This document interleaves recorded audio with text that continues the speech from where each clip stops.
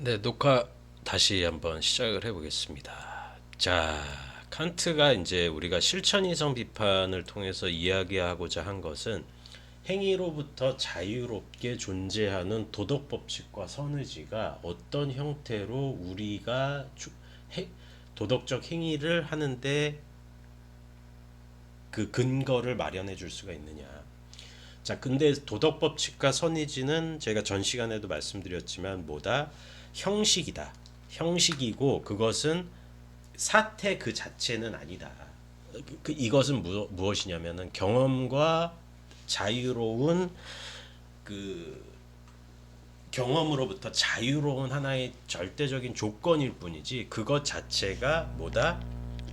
그것 자체가 하나의 어, 대상이 될 수는 없다. 그러니까 도덕 법칙과 선의지는 사변적인 조건이지 실천 이성을 행할 수 있게 하는 사변적이고 추상적인 조건이지 결코 대상은 아니다. 그러면은 사실은 어떻게 보면은 도덕 법칙에 따라서 우리는 움직이는 기계에 불과한 것인가? 사실 이렇게 우리가 또 생각을 할 수도 있잖아요. 그런데 우리는 이성적인 삶이기도 하지만은 어떻게 보면은 생을 가진 동물적인 존재이기도 하죠. 자, 한번 읽어볼게요. 자, 생이란 한 존재자의 욕구 능력의 법칙에 따라 행위하는 능력이래요. 욕구 능력이란 어떤 것의 표상들이 이 표상들의 대상들의 현실성의 원인인 그런 것의 능력이다. 쾌는 대상 또는 행위와 생의 주관적 조건들과의 합치 표상, 다시 말해 한 표상이 객관의 현실성과 관련해서 또는 주관의 힘들을 객관을 산출하는 행위로 규정함과 관련해서 그 표상의 원인성의 능력과 합치하는 표상이다. 자, 좀 말이 굉장히 어렵죠. 그럼 간략하게나마 한번 풀어볼게요. 제가 뭐 유튜브 영상을 올릴 거니까 여기 멈춰 놓으신 다음에 또 읽어 보실 때도 보셔도 되고 간략하게나마 풀어보면은 칸트에게 있어서 생은 무엇이다? 생은 무엇을 하고자 하는 욕망과 욕구라는 거예요. 자, 욕구와 욕망은 어떤 특정한 대상의 표상이 이러한 표상들의 현실성과 동일하게 의식에 포착된다라는 것을 의미한대요. 이것이 주관의 내면에 알맞게 합치될 때 주관은 쾌락을 느끼고 당연하게도 이것과 주관이 불일치를 느끼면은 어때요?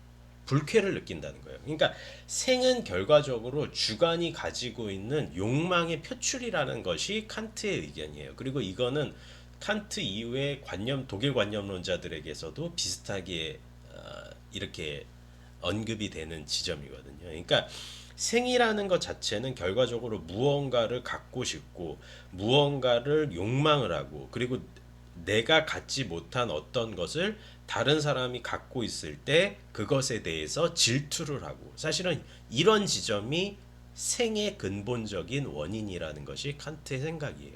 그리고 이런 것과 이런 주관적인 내면이 뭐다? 어떤 특정한 대상과 일치를 이룰 때 그것은 유쾌함을 느끼고 그것이 어떠한 대상과 불일치를 느낄 때 그것은 불쾌를 느낀다는 거죠.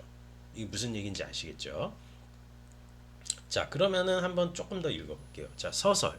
실천 이성 비판의 이념.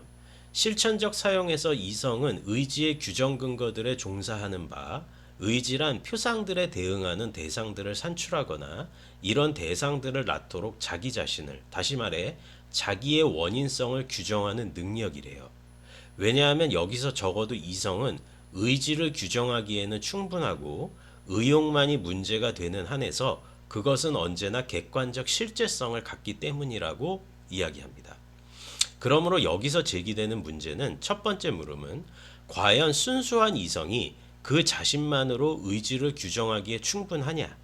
아니면 그것은 단지 경험적으로 조건지어진 이성으로서의 의지 규정 근거일 수 있느냐는 거예요. 그러니까 내 행동 자체가 내가 자의적인 의지로서 내가 이런 의지 규정을 했느냐 아니면은 내가 자의적으로 의지 규정을 한 것이 아니라 도덕 법칙에 근거해서 내가 의지 규정을 이뤘느냐 이 문제에 대해서 지금 칸트가 이야기를 하고 있는 거죠.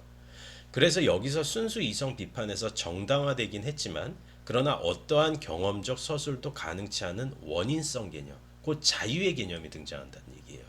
그러니까 자유라는 것은 칸트에게 있어서 여기서도 불가해한 미궁의 지점이라는 것이 지금 이런 지점에서도 드러나는 게 뭐냐면은 내가 어떤 행위를 했다라고 해서 그 행위 자체에 대해서 도덕 법칙에 대해서 내 행위가 도덕 객관적인 실제성을 구축해 준 거는 맞아요. 그런데 또한 맞지만은 이 행동 자체가 과연 절대적인 자유의 조건이냐, 그 조건 자체냐라고 묻는다면 사실은 그건 아니다라는 것이 칸트의 의견인 거죠. 자, 순수 실천 이성의 분석학 제1장 순수 실천 이성의 원칙들 한번 설명해 볼게요. 실천 원칙들은 의지의 보편적인 규정을 함유하는 명제들로서 그 아래에 다수의 실천 규칙들을 갖는다라고 합니다. 이 원칙들은 그 조건이 주관에 의해서 단지 주관의 의지에 대해서만 타당한 것으로 간주될 때는 주관적이다. 준칙이라는 거예요. 그러나 그것들이 객관적인 것에 대해서 다시 말해서 모든 이성적 존재자의 의지에 타당한 것으로 인식되면 객관적이고 실천 법칙이라는 거예요. 그러니까 실천적인 차원이 이건 내가 참 잘한 것 같아. 이런 행동은 내가 참 잘한 일 같대라고 주관에 의해서 인식이 되고 표상이 돼서 결합이 되면 그것은 준칙인데 그러한 행위 자체가 객관적인 차원으로 타당한 것으로 인식이 되면 그것은 실천 법칙이라는 것이 칸트의 의견입니다. 무슨 얘기인지 아시겠죠? 그러니까 여기도 사실은 위험성이 있는 게 그러면은 그 다수의 사람들이 옳다라는 그 척도는 어디 있냐는 거죠.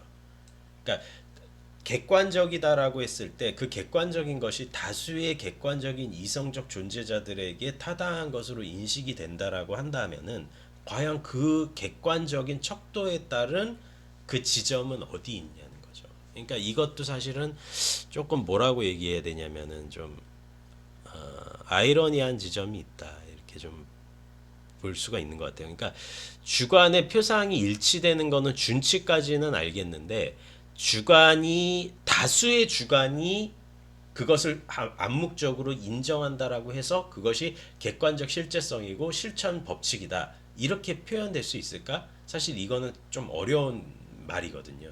그런데 하버마스 같은 철학자는 뭐라고 얘기했냐면은 우리가 함의를 할 수 있다라고 얘기를 해요.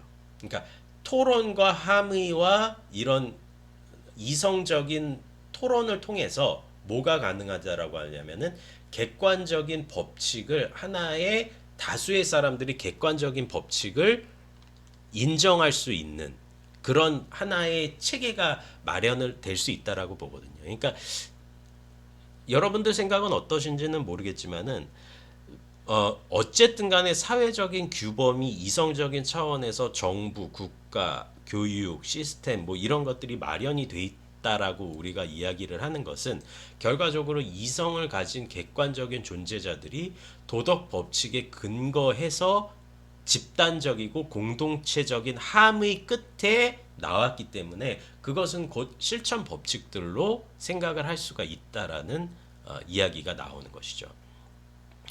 자, 헤겔의 다음과 같은 칸트 철학에 대한 찬사가 있으니까요. 한번 조금 읽어볼게요. 자, 데놀리학 임석진 선생님이 옮기신 글인데 이번에 새로 이렇게 출간이 된 새로는 조금 몇 년 전에 한 3, 4년 전에 나온 걸로 알고 있어요. 한번 읽어볼게요. 목적론은 일반적으로 좀 더 높은 차원의 원리를 즉 즉자대자적으로 무한자이며 절대자이기도 한 개념이 그의 실존 속에 깃들어 있는 상태를 지니는 바 이것이 곧 자유의 원리이다. 이러한 원리야말로 곧 개념의 자기 규정을 단적으로 확신하는 위치에서 기계론의 외면적인 피규정성으로부터 절대적으로 탈피해 있다라고 이야기를 해요. 그러니까 목적론이 중요한 것은 결과적으로 자유와 연결 지점을 형성을 한다라는 지점이거든요. 그러니까 기계론적인 피규정성은 예를 들어서 100도씨에서 아무리 의지를 가져도 물은 100도씨로 막 드래곤볼처럼 100도씨까지 끌어올리겠다. 이게 안 되는 거예요. 제가 농담 삼아 했는데 그것은 완전히 껍데기적이에요. 열이라고 하는 외부적인 타자가 물에 열을 가해야지만 100도씨가 되는 거예요. 물이 그 자체로 으아 나는 물이 아니라 이제 수증기다 파워업 이거 안 된다라는 얘기예요. 그러니까 이런 피규정성이 기계론적인 피규정성이 있다라는 거예요. 그런데 목적론은 이거보다는 고차원적인 것이 외부적인 타자의 강요가 없더라도 내 스스로 하나의 변전을 이룰 수가 있다라는 얘기예요. 그렇기 때문에 목적론에는 뭐다? 자유가 깃들어 있다. 이런 얘기가 되겠죠. 자, 이제 칸트가 계속해서 해겔의 이야기입니다.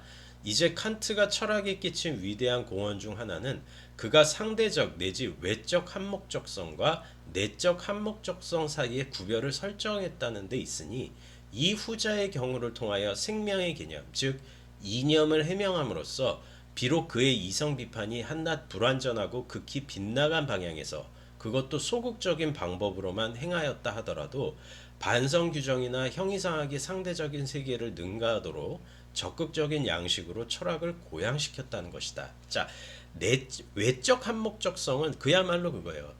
불이 그러니까 인위적으로 불을 지피는 것이 아니라 우리가 30도나 40도는 너무하고 30도만 넘어가도 열이 후끈후끈 오르잖아요. 그런데 그렇게 열이 후끈후끈 오르면은 나무들이 잘 자라겠죠. 예를 들면은 나무들한테 너무 좋을 거 아니에요. 그러면 나무들이 잘 자라면은 또 새들이 좋을 거고 새들이 많이 키우면은 또 새들을 사냥하는 또 그런 애들도 좋을 거고 그런 애들이 좋으면은 또 이런 동물 시체 같은 것도 깨끗이 걔네가 또 치울 수도 있는 거고 먹음으로써. 그러면 이거는 뭐예요? 우리가 봤을 때 자연이라는 시스템은 외적 한목적성으로 돌아가는 것 같이 보이죠. 그러니까 외적 한목적성의 시스템적인 체계는 자연의 체계는 마치 외적 한목적성 같다. 그런데 외적 한목적성과 vs 내적 한목적성이 존재하는데 이것은 외적 현상의 체계로서 보여지지 않는다라는 얘기예요. 그러면 이 내적 한목적성은 뭐다? 그 고유한 원리와 고유한 목적성이 그 자체로 가지고 있다라는 얘기예요. 근데 이거는 표출이 안 돼. 표현이 안 돼.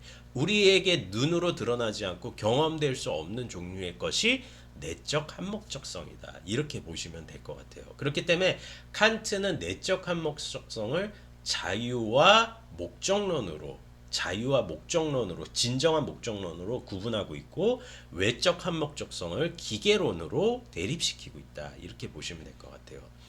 자, 목적론과 기계론의 대립이 일단 자유와 필연 사이에 좀 더 일반적이라는 대립이라는 점에 대해서는 이미 언급했고 이건 해겔 얘기예요. 해겔이 직접 한 거를 임석진 선생님이 번역하신 거예요. 칸트는 이러한 형식을 지닌 대립을 이성의 이율 배반 중 선험적 이념의 세 번째 모습 우리가 저번에 이야기를 했죠. 정에서는 자유가 있다. 반에서는 자유가 없다. 인과론으로 세계는 설명 가능하다. 인과론으로 세계는 설명 가능하지 않다. 이런 식으로 나눴고 여기서 칸트가 선험적인 자유를 끌어냄으로 인해서 그 자유의 근본적인 태를 인간의 본질로 삼고 있고 그 인간의 본질인 자유가 이념으로 삼는 게 도덕 법칙이다. 이렇게 생각을 하시면 될 것 같습니다. 제가 또 다음 시간에도 계속해서 조금 더 이어나갈 거니까요. 많은 시청 부탁드립니다. 자, 오늘 녹화는 여기까지 하겠습니다. 네, 고맙습니다.